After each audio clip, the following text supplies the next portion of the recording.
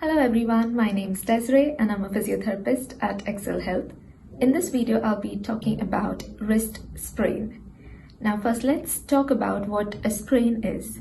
A sprain can be an injury, stretch, or a tear in the ligaments around the wrist. Now, what do we mean by ligaments?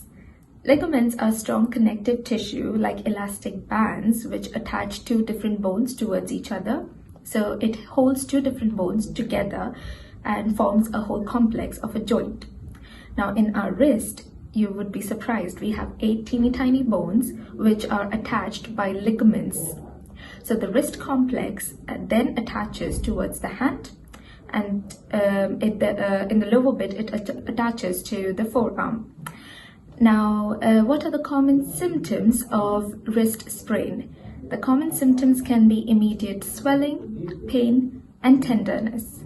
And how do we diagnose a wrist sprain can be due to many investigations if needed, just to avoid the fact of any fracture, like an X-ray can be done.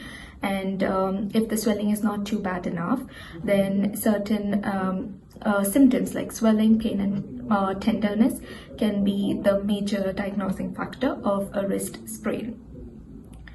Now, what is the basic mechanism of a wrist sprain occurring in anyone?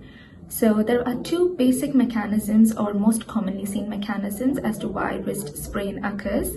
The first one is mainly while you play a sport, or if you fall and you fall on an outstretched hand on the floor. So imagine this was the floor and this is your hand. If your hand hits across the floor and your wrist goes into sudden extension, that is behind motion, or sudden flexion, that is inward motion, it causes the ligaments to have some jerky movements around it which they aren't supposed to feel in the first place.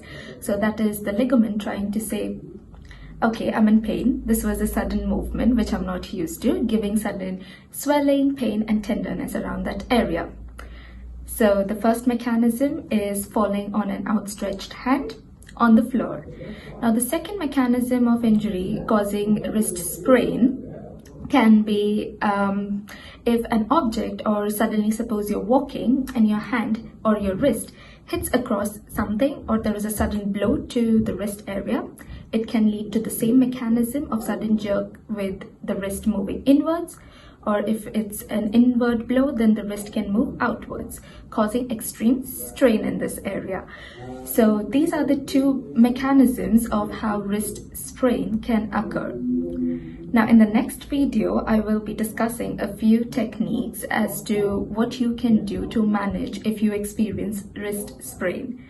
Hope this video helped you to understand a gist about how wrist sprain occurs, the mechanism, the symptoms, and in general what a sprain is.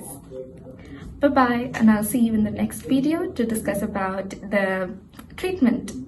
See you.